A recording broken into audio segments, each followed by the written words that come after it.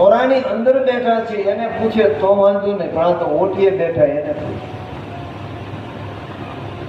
કે ભાઈ આ ગામમાં કોઈ ભક્તરાજનું ઘર ખરું?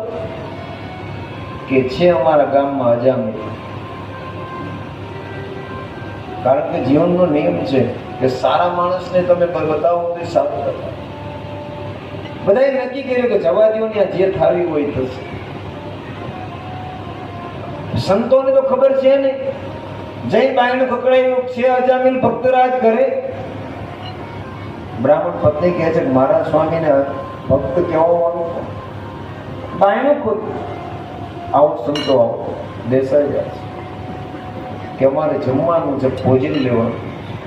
અજામિલના ધર્મપત્ની જલ્દી ભોજન બનાવે છે કે અજામિલ નો આવી જાય ને પેલા અમને જમાડી મોકલી. પણ એ જ વખતે ભીલની સ્ત્રીએ અજામિલને ગામમાં વસ્તુ લેવા માટે મોકલ્યા છે.